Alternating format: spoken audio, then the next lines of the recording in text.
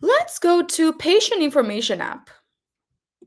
Let's use the template. So you can use not only forms, but you can also use different dashboards and get them ready for portals or anything that you want to do. So yeah, this is what the app looks like. So this is not just a single form, but we have all the necessary information for you here, including forms, including the tables and different databases that you can edit and make it your own.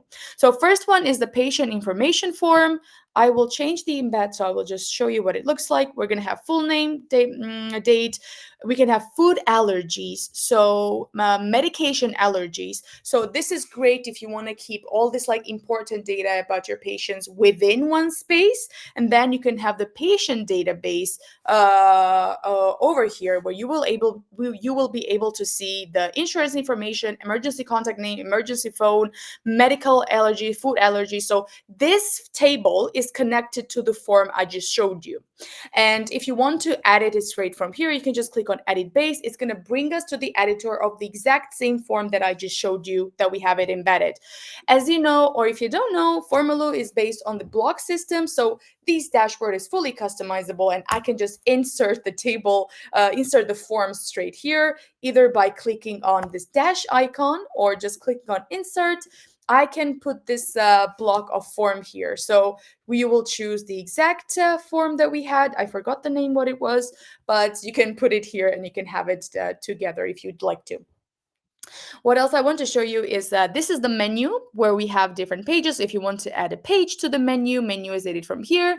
You can just click on plus and it's going to add a new page for you. So for example, we can have progress report list, we can have progress report, and we can have medical details. And this is a different form.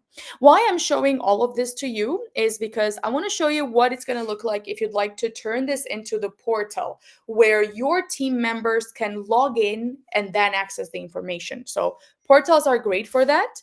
And if you'd like to have the login and sign up system. So we're going to go on to settings. And as you can see, it's super easy. Enable user portal mode. Done. It's portal right now.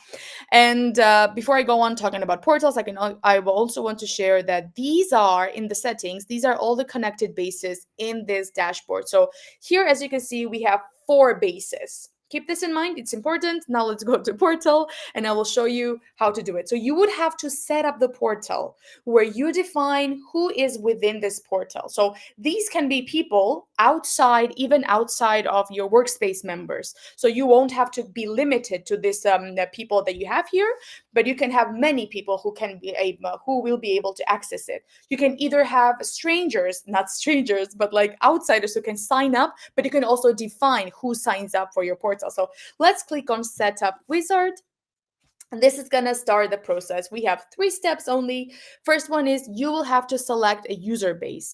User base is going to be definitely people who are going to be stored like signed up users. So we already have data that, for example, I know that Farouk should be part of my portal. I will already put the information, his email, and he will be able to access it straight away. So this is how you can either import new users if you have the list ready of your team members, or you can create a new base. If you want to import new users, you can download this Excel file here, fill in the form, and then just upload it, and it's going to do the work for you. Or you can just create a new user base straight from here. And once you click on new row, you will be able to fill out the form where you defined roles, username, email, first name, last name, is active, date joined, last joined, and edited by user. So you get to decide what this person is going to be. For example, if I were to add Farouk's information, I would put his email, first name, last name, and so on, and he will already have access to my portal. Then our next step is going to be what these user portal settings are going to look like. So are we going to allow users to log in? And that's like you have to allow so that the people who already have access can log into the portal.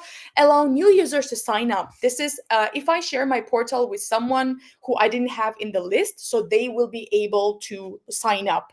So this feature is also very useful. You can also enable CAPTCHA, and you can allow users to log in via OTP. So, and we're gonna have paywall for signups coming soon. Probably more helpful for more different cases, but just a little hint, little nugget of information for you.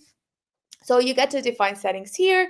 And then the last step is going to be uh, what you want to track. So you have to specify which bases in your app want to enable for portal access. So as I told you, we have 4 bases here. I can define to which all these people have access to. If I don't want them to have access to all medical crew, none of them will have it. So you can either define straight from here without going into specifications of who is going to have the access and who is not. So this is going to be general for all of them. So the only admin will be able to have access to all medical crew, for example. So this is how you finish the setup, and yeah, your portal is now ready to use.